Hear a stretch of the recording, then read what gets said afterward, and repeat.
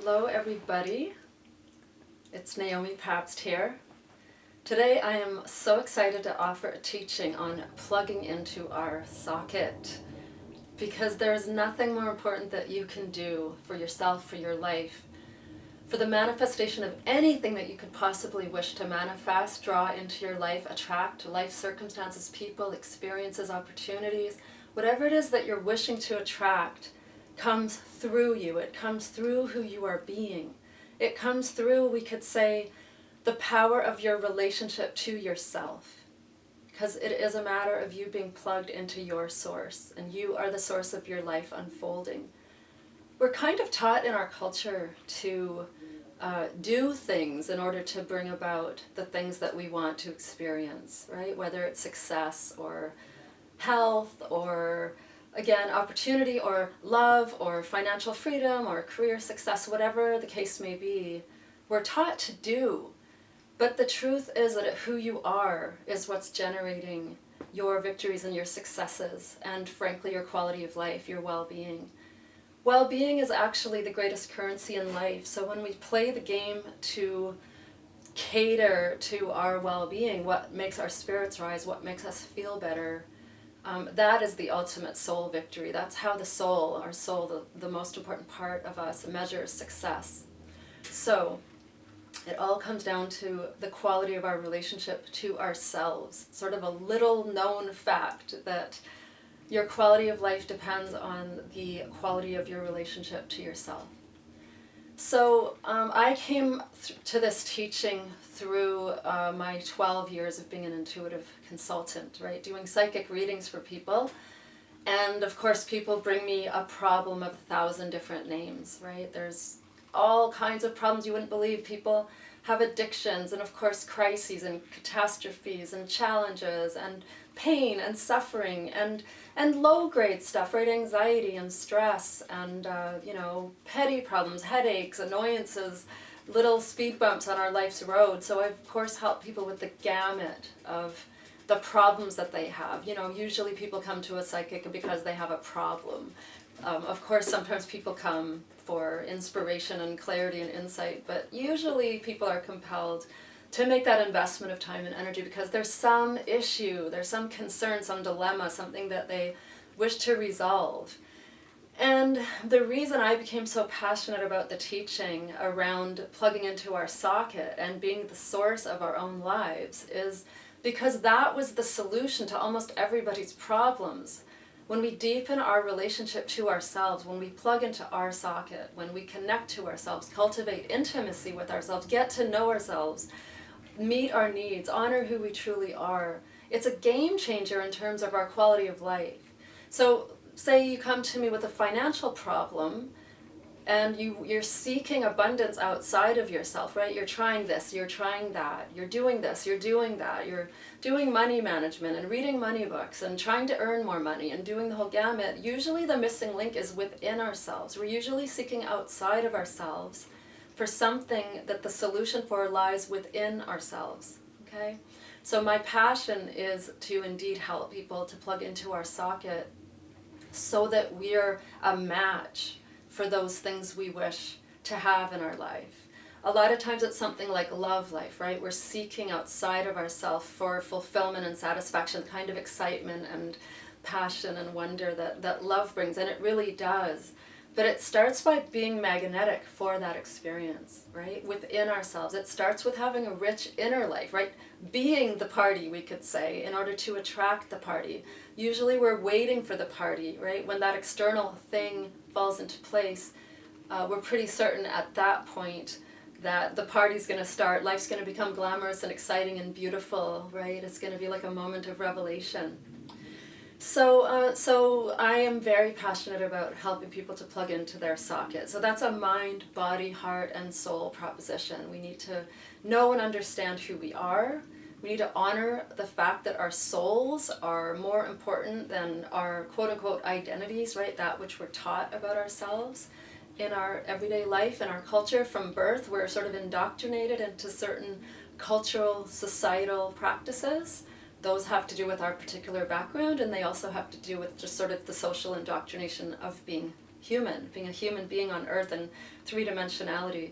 But what we've been taught about ourselves is so incredibly limiting. In fact, in so many ways we have it all wrong, we have it all backwards. The kind of quality of life that we all wish to have is available to us, but then we have to transcend our social programming and our indoctrination and what we believe is true. We all carry so many limited beliefs in terms of how to go about achieving what we wish. We can just look at our society for the proof of that, the degree to which we're all hungry. We're hungry for something, right? The most successful people are depressed and stressed and anxious and impatient and hair trigger and reactionary. We're angry. We're not having quality of life. We're deeply depressed and off kilter and frankly at a deficit. Even the most fortunate of us. So there's something we're doing wrong. Look at the state of marriages in this country. It's disastrous. It's catastrophic. We can't get along with each other. We have so much abundance. We're so fortunate, right? Infinitely more fortunate than any tribe of people in human history, and yet we're clearly something is not right. Something is not right. Now, my own journey, right, it started with my own journey as well. The true origin source of these teachings was in my own life. So many people in personal development and the whole spiritual teaching arena have come to their personal transformations through some crisis or catastrophe, right? Or some bottoming out, an addiction, some major wake-up call that external life landed in their lap that then forced them to rise, overcome, heal, right? All the things that we're all in need of. Now, in my case, it was a little bit different. And of course, I'm not the only one to have had this, but in my case, I thought my life was pretty great, Little did I know how under my potential I was, and frankly, how out of alignment and off purpose that I was. So in my case, my awakening, my transformation, my epiphany that I was living far under my own potential and frankly not living the life I was meant to and not being the person that I was meant to happened when I was teaching at Harvard and I was a single mother and I thought I was living my purpose. I'd landed at Harvard straight out of grad school.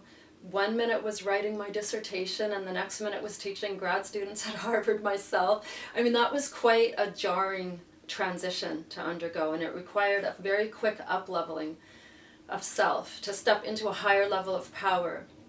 Now, little did I know that I guess stress test, that challenge would literally, in part, among other things, cause an awakening, cause a bigger transformation to happen.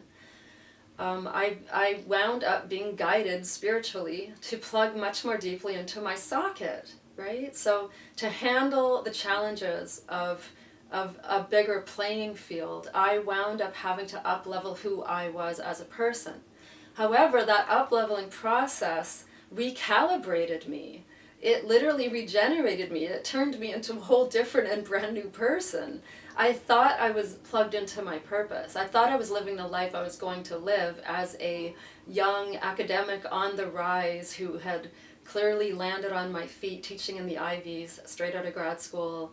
And little did I know there was a journey to go on. So the journey was really to plug into deeper and truer levels of who I was, which was the awakening of a powerfully spiritual self, the discovery of my soul, my heart. Above all, it was a journey into the heart, understanding my emotional life, that emotional life matters, right? Heretofore, I'd really been living in my head. I was an intellectual.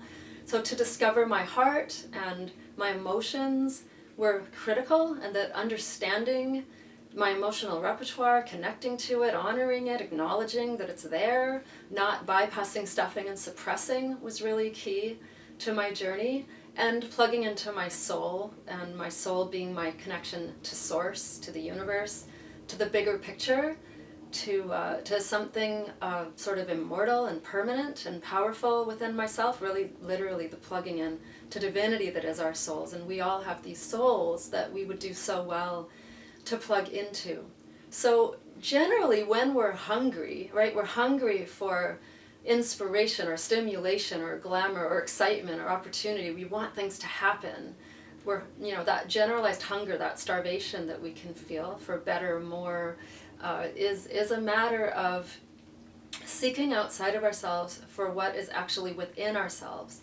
And that's what I discovered as a, teaching as a young postdoc teaching at Harvard for 2 years, that I wasn't actually plugged into my soul. I thought I was, I thought I was living an ideal life. I thought I was a pretty cool mom. I thought I was a single mom at the time.